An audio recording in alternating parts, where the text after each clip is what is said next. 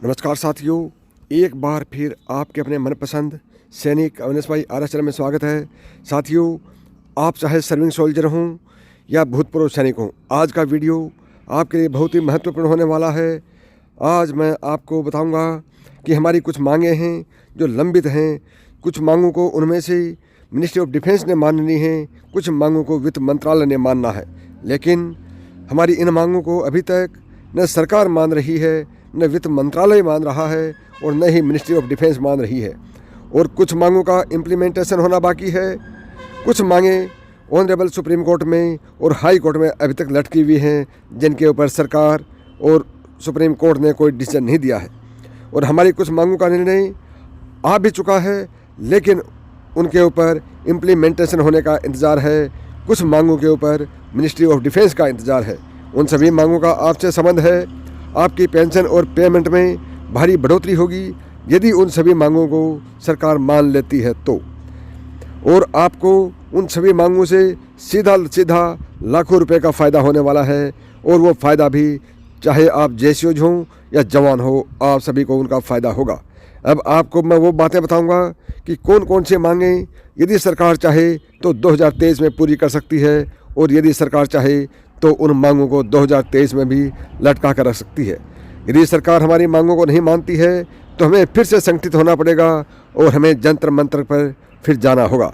दोस्तों, अभी आपको उन मांगों के बारे में बताता हूँ कि वो कौन कौन से मांगें हैं जो सरकार से हमने मंजूर करवानी है और ऑनरेबल सुप्रीम कोर्ट और हाई कोर्ट का निर्णय आना उनमें अभी बाकी है।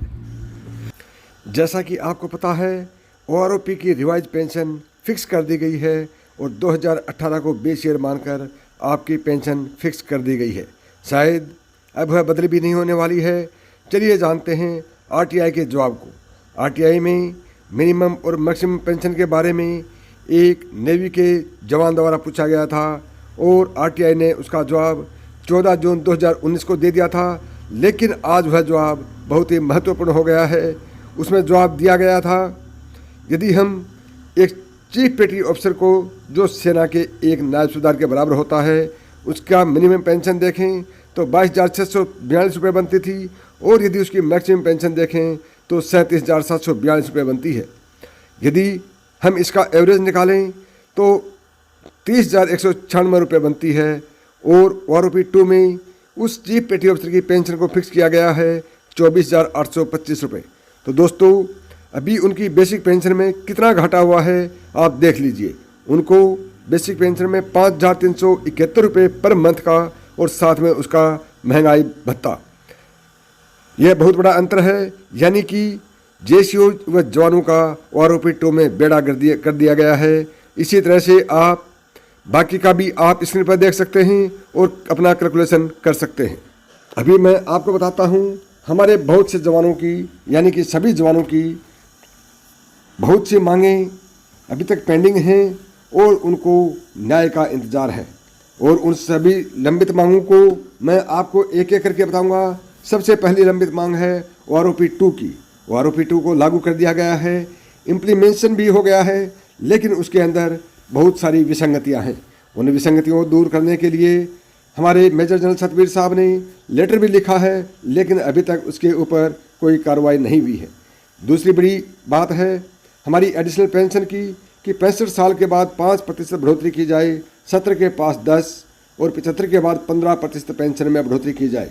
क्योंकि अभी सरकार का नियम है 80 साल के बाद 20% की बढ़ोतरी एक साथ करती है, और हमारे बहुत से भूतपूर्व सैनिक 80 साल की उम्र को पार नहीं कर पाते हैं और वो उसके एडिशनल पेंशन के इंतज़ार में संरक्षित हार जाते हैं। दूसरी बड़ी मांग है इक्वल एमएसपी की, कि जेसीओ, जवान, ऑफिसर्स की मिलिट्री सर्विस पे इक्वल होनी चाहिए।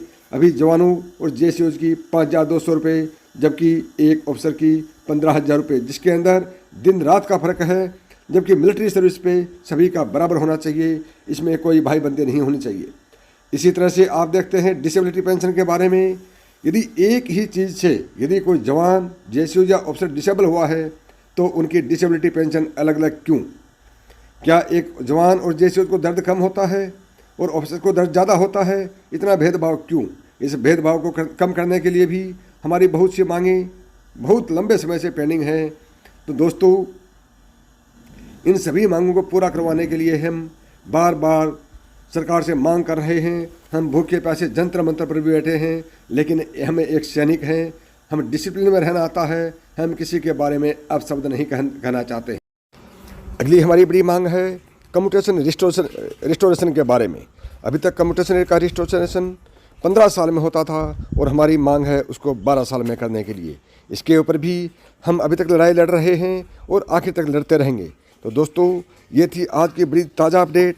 यदि वीडियो आपको पसंद आया है तो ज़्यादा से ज़्यादा दोस्तों में शेयर करें और कम से कम आप इस वीडियो को लाइक और सब्सक्राइब करके हमें धन्यवाद ज़रूर दें, क्योंकि हम आपके लिए नई जानकारी जुटाने के लिए दिन रात मेहनत करते हैं और आप एक लाइक और सब्सक्राइब करके हमें धन्यवाद भी नहीं कह रहे हो।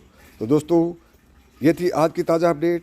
अगली बार नए वीडियो नई जानकारी के साथ फिर मिलेंगे। तब तक नमस्कार, थैंक यू, जय हिंद।